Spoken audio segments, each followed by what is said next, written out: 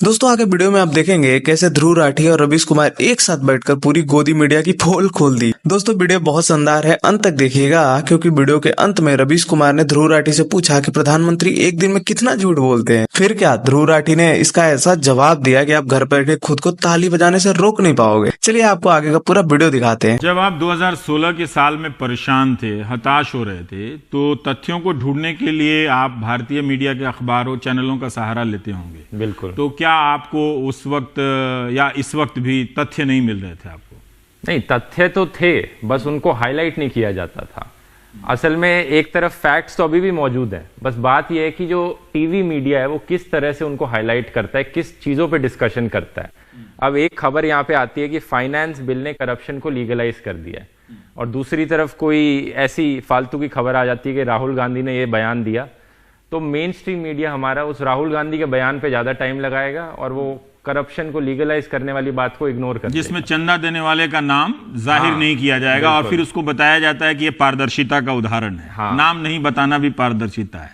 पर ऐसे बाहर के देशों के भी आप चैनल को अलटते पलटते रहते होंगे, तो कुछ फर्क दिख रहा है या आपको लग रहा है कि जहां आप रहकर काम करते हैं वहां का भी मीडिया वैसा ही हो गया है और यहां का भी मीडिया वैसा हो गया? बहुत फर्क है। जहां मैं रहता हूं वहां के मीडिया में और यहाँ के मीडिया में। अरे बाप रे, ये तो धोती खोल रहा है। इंडिया की वर्ल्ड प्रेस फ्रीडम रैंक कितनी 138 पे है आउट ऑफ 180 कंट्रीज। जो भी डेवलप्ड कंट्रीज हैं सब टॉप 20-30 में आने वाली। आप उनका मीडिया चैनल खोल के देख लीजिए, हमारा देख लीजिए, बहुत फर्क दिखता है।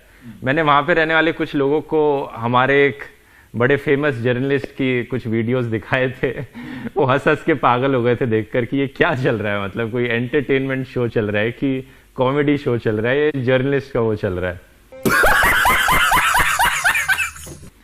तो बहुत फर्क है। आराम से बात करते हैं, एक तो वहां पे लोग फैक्ट्स पे बात करते हैं और फालतू की डिबेट्स नहीं चलाते ज्यादा, जिसमें झगड़े वगड़े होते हैं कि एक रिलीजन के बेसिस पे डिबेट कम ही चलती हैं। बस न्यूज को बताने का काम ज्यादा करते हैं, फैक्ट चेकिंग का काम ज्यादा करते हैं वहां पर, और ये फालतू की चीजें कम होती हैं। ये काम करने से पहले और भारत से जाने से पहले आप यहाँ अखबार तो पलटते ही होंगे, चैनलों को देखते ही होंगे। बहुत ज़्यादा आपकी उम्र नहीं है, लेकिन फिर भी मैं जानना चाहता हूँ कि तब क्या आप भारत की मीडिया को बहुत श्रद्धा से देखते थे? नहीं, पहले डेफिनेटली रिस्पेक्ट तो थी मीडिया के लिए, वो धीरे धीरे टाइम टू टाइम कम होती चली गई है। एक टाइम था जब एक्चुअली जब मैं 7th-8th क्लास में होऊंगा 2007-6-7 के अराउंड, तब मीडिया की बहुत रिस्पेक्ट थी इंडिया में। मतलब ऊपर करके देखा जाता था, अच्छा टीवी में आ गए तो कोई बड़ी चीज हो गई है, टीवी में आ रहे हैं तो वहां पर। लेकिन धीरे धीरे ये चीज गिरती चली गई है और आज तो मुझे नहीं लगता कोई शान से बताने वाली बात है कि आप टीवी पे आ रहे हैं। लेकिन कुछ गिने चुने हैं जैसे आपकी तरह। बात तो सही है। अच्छा लगता है यहाँ पर आकर कि एनडीटीवी पे आने का मौका मिल रहा है, आपके साथ शो पर बैठने का मौका मिल रहा है। लेकिन यही चीज अगर और बाकी मेन स्ट्रीम मीडिया के साथ अगर होती तो मैं नहीं कह सकता कि ये लगेगा मुझे। पर अगर आप इसका मतलब ये है कि आपने ठीक ठाक इन चैनलों को देख लिया होगा। अगर आप इसको श्रेणीबद्ध करें, कैटेगराइज करें हमारे दर्शकों की जागरूकता के लिए भी, जैसा कि मैंने कहा कि अब सिर्फ दर्शक होने से काम नहीं चलेगा कि रिमोट खरीद लिया और बदल दिया कोई भी चैनल। जहां तक मैं देखता हूं कि कोई भी चैनल आप बदलिए आपको कंटेंट वही दिखता है, तो अब रिमोट भी यूजलेस हो गया, उसका कोई महत्व नहीं रह गया है। सही पकड़े हैं। लेकिन फिर भी पाठक होना और दर्शक होना, अब ये दोनों की भूमिका, पुरानी भूमिका समाप्त होती है। हम लोगों की भी एक भूमिका बदल रही है कि बहुत सारे संदर्भों को लेकर बात करना पड़ता है, तब जाके एक तस्वीर सेकेंडरी और तीसरे प्रकार के सोर्सेस से। लेकिन फिर भी क्या ज्यादा बुराइयां आपको भारत के टेलीविजन में आपको नजर आई कि ये नहीं होना चाहिए था? एक आपने दर्शकों की बात करी कि एक चीज तो है कि अब वक्त बदल गया है। एक समय होता था कि आपको न्यूज देखनी होती थी, आप टीवी खोलकर चैनल ऑन करते थे, जो न्यूज दिखा रही है वो आप देख लेते थे। लेकिन अब ये टाइम नहीं रहा है, क्योंकि अब इतने तरह से एक न्यूज को दिखाया जाता है। एक हमारा राइट विंग पर्सपेक्टिव हो गया, एक लेफ्ट विंग पर्सपेक्टिव हो गया, तो अब दर्शकों को दोनों तरफ देखने ज्यादा जरूरी हो गए हैं, दोनों पहलू एक खबर के वहां पर। तो ये दर्शक की रिस्पॉन्सिबिलिटी बनती है कि वो खोल के दोनों साइड देखे कि इस तरफ से क्या बोला जा रहा है, उस तरफ से क्या बोला जा रहा है, इस तरफ के क्या फैक्ट्स प्रेजेंट किए जा रहे हैं, उस तरफ के क्या फैक्ट्स प्रेजेंट किए जा रहे हैं। ये पहले करने की जरूरत नहीं पड़ती थी, तो डेफिनेटली अब ये करना चाहिए लोगों को। जो रिलीजियस धार्मिक मुद्दों पर जो डिबेट होते हैं वहाँ भी हमने पढ़ा है कि जैसे अमेरिका में देखिए तो एक तरह की एक वाइट सुप्रीमेसी की बात आ रही है, रंगभेद एक नए तरीके से उभर रहा है। और वो नफ़रत सिर्फ पहले ये लग रहा था कि अश्वेत के खिलाफ है नफ़रत, या इमिग्रेंट्स के ख़िलाफ़ है, या मुसलमान के ख़िलाफ़ है, लेकिन अभी एक सिनेगॉग में अमेरिका में यहूदी परिवारों को भी मार दिया गया। तो वो नफ़रत जो बनाई गई है वो किसी के भी ख़िलाफ़ है। पर मैं थोड़ा सा ये जानना चाहता हूँ कि भले वहाँ के टेलीविज़न में नहीं हो, पर वहाँ की पॉलिटिक्स में तो होगी ये बात, तभी जिस तरह से यहाँ की पॉलिटिक्स में है। बताता हूँ। इस चीज़ को आप कह सकते हो एक बबल्स कह सकते हो, इन्हें कहा जाता है कि ये पूरी दुनिया भर में दिख रहा है कि ये फॉर्म होने लग गए हैं। आप अपने कुछ आर्ग्यूमेंट्स बोलते हो, और क्योंकि सोशल मीडिया एक ऐसी चीज़ है जो आप देखना चाहते हो वही दिखाता है। तो अगर आप एक आर्ग्यूमेंट को मतलब फेवर में हो, उसी की चीज़ें लाइक करते हो, तो सोशल मीडिया वही चीज़ दोबारा दिखाता है। तो एक तरह से बबल फॉर्म हो जाता है। आप उन्हीं लोगों को देखते हो, फॉलो करते हो जो आपके ओपिनियन से पहले से ही एग्री करते हैं। ये पहले नहीं हुआ करता था। तो ये एक रीज़न है जिसकी वजह से पूरी दुनिया भर में आप देख सकते हो कि एक बहुत सारे ऐसे छोटे छोटे बबल्स क्रिएट हो रहे हैं और लोग पोलराइज और हो रहे हैं। इंडिया में मीडिया उसको और ज़्यादा डिवाइड को फैला रहा है, लेकिन बाहर नॉर्मली ये सोशल मीडिया ये काम कर रहा है। ये फर्क है दोनों में। यहाँ पर आपके ही काम के संदर्भ में और प्रतीक सिन्हा के काम के संदर्भ में पूछना चाहूँगा कि शुरू में ऑल्ट न्यूज़ को लेकर मीडिया के कुछ हिस्से में उत्साह था, अभी भी है, लेकिन फिर भी मैं जानना चाहता हूँ कि आप जब मीडिया को आईना दिखाते हैं तो क्या फिर मीडिया की तरफ से आपकी बातों को सपोर्ट मिलता है? ये तो मतलब डिपेंड करता है ना। मीडिया के अगेंस्ट मैं बोलने लग गया तो क्यों सपोर्ट करेगी वो मीडिया। इनफैक्ट वो आवाज़ को दबाने की कोशिश करती हैं। अभी जैसे एक बीइंग ह्यूमन है, उसका चैनल है, वो बहुत ज़्यादा मीडिया की जो हिपोक्रेसी होती है उसको एक्सपोज करता है। वो उन्हीं की क्लिप्स लेकर दिखाता है कि ये देखो इस बंदे ने तब ये बोला था, अब ये बोल रहा है, अब इसका वो बदल गया है, ओपिनियन बदल गया है एकदम से। उसके चैनल को उन्होंने कॉपीराइट स्ट्राइक किया, पूरा बंद करने की पूरी कोशिश करा रखी है उन्होंने। तो वो भी सेंसरशिप की कोशिश तो करी जाती है, मेरे साथ भी करी जाती है। ये एक नई चीज हो रही है आपके साथ भी कि जो आप वीडियो इस्तेमाल करके लोगों को दिखाते हैं कि फला एंकर ने ऐसे कहा, गलत कहा, या इस तरह से धार्मिक सांप्रदायिकता को भड़का रहा था, अब आप वो वीडियो इस्तेमाल कर पा रहे हैं या कॉपीराइट के बहाने उसको रोका जा रहा है? नहीं, अब मैंने पर्सनली अवॉइड कर दिया है कि मैं इन न्यूज़ चैनलों की क्लिप इस्तेमाल करूं, क्योंकि वो कॉपीराइट करके वीडियो हटा देंगे फिर, इसलिए मैं अब नहीं कर पाता है। तो फिर अब दूसरा रास्ता क्या बनता है कि अगर मेन स्ट्रीम मीडिया के हजार मंच एक झूठ को फैलाने लगे, सांप्रदायिकता को फैलाने लगे, और कोई दूसरा जो आप जैसे नागरिक के सिटीजन के प्लेटफॉर्म से खड़ा होकर क्वेश्चन कर रहे हैं, आपको उन सब सामग्रियों का इस्तेमाल ना करने दिया जाए, तो फिर क्या ये अभियान समाप्त हो जाएगा?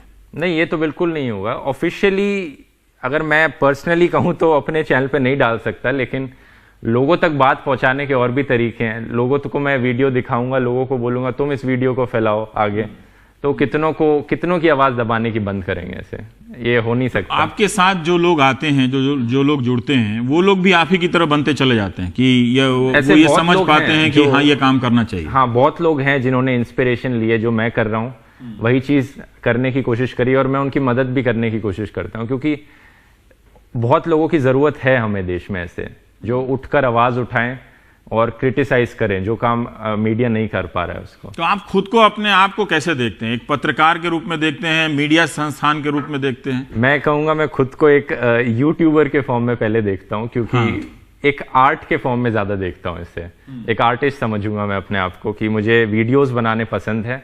वो अलग बात है कि ये वीडियोस मैं इस फील्ड में बनाता हूं तो जर्नलिज्म से रिलेटेड हो गए, एक्टिविज्म से रिलेटेड हो गए, लेकिन इतना जर्नलिस्ट नहीं कह सकता मैं अपने आप को। कोई क्वालिफिकेशन नहीं है मेरी जर्नलिस्ट होने की।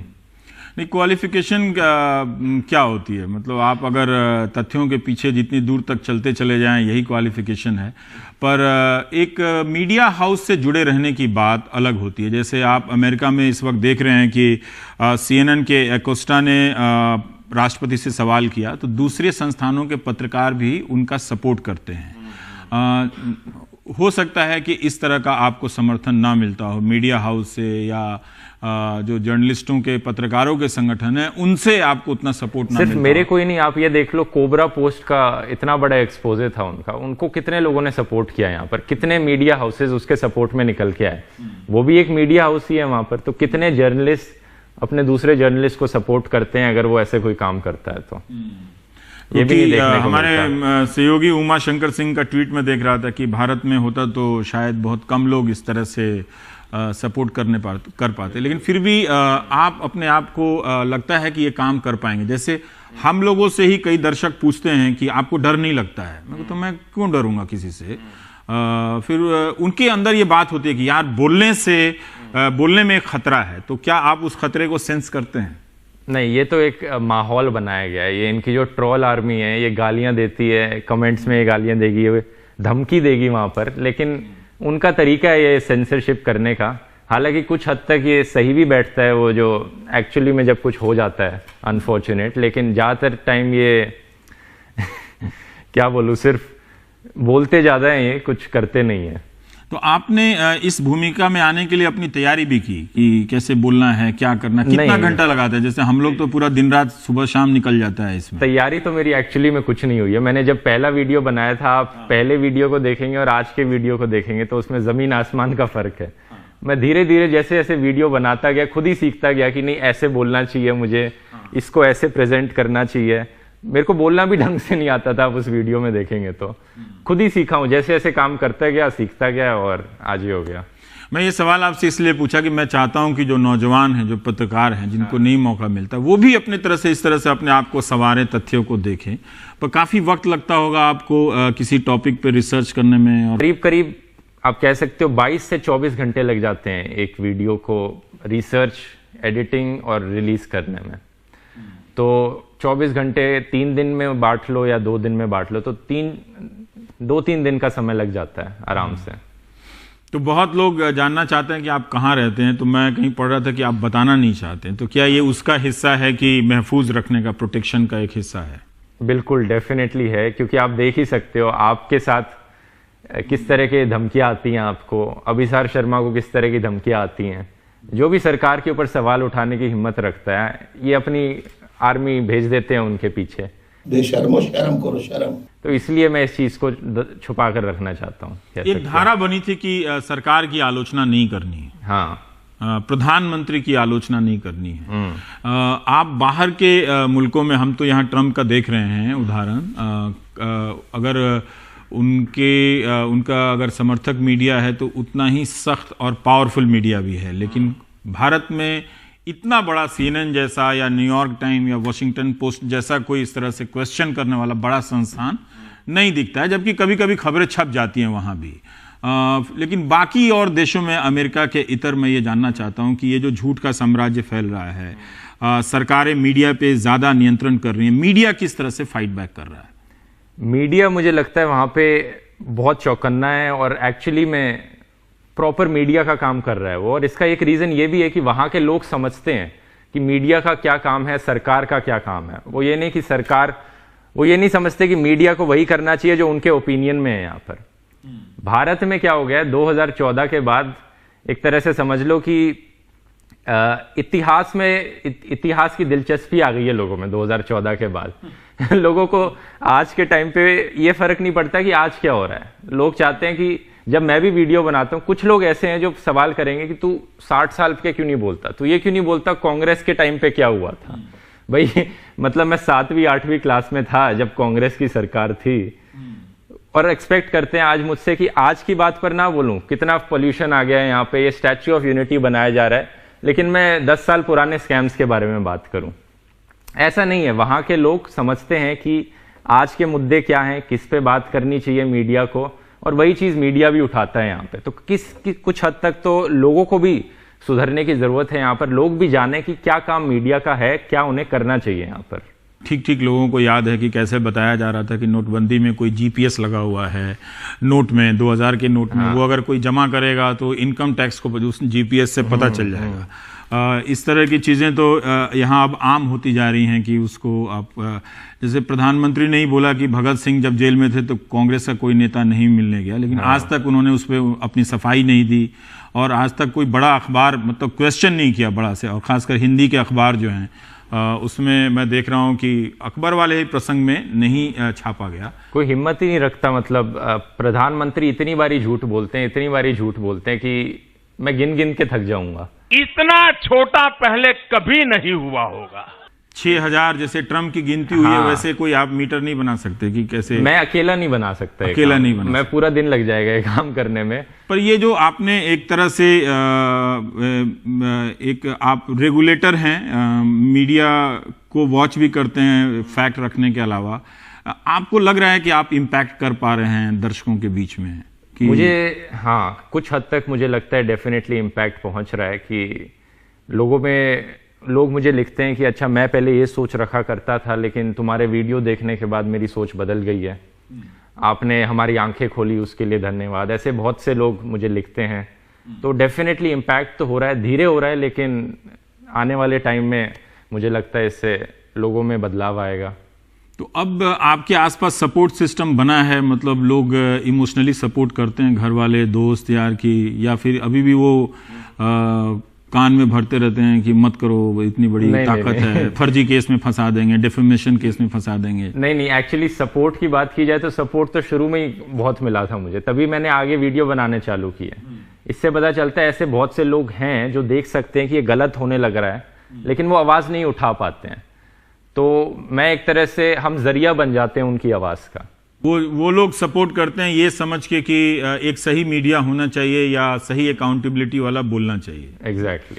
तो ये भी हमारे लोकतंत्र की खूबी है कि लोग ही उसमें से कुछ लोग सपोर्ट करने आ जाते हैं कि हाँ ठीक है, इस रास्ते को सपोर्ट किया जा सकता है। कई बार लोग सोचते हैं कि हम अकेले हैं और हमारे काम का कोई असर नहीं पड़ रहा है, लेकिन फिर भी ध्रुव राठी, मैं थोड़ा सा और जानना चाहता हूं कि इस काम ने आपको बदल दिया, मतलब आप रात भर सो नहीं पाते होंगे, दिन भर सो नहीं पाते होंगे, ऐसा होता होगा, एंग्जाइटी होती होगी कि टीवी पे क्या चल रहा है? इतना नहीं है, मैं क्योंकि बाहर रहता हूं तो जब मैं चाहूं इसे थोड़ा सेपरेट कर सकता हूं, इससे हाँ थोड़ा डिस्कनेक्ट हो सकता हूं। आपके और वीडियो में देख रहा था कि आप ये भी बता रहे हैं कि कैसे बोला जाए, नौकरी अगर देने जाएं तो उसमें इंटरव्यू का बहुत रोल होता है।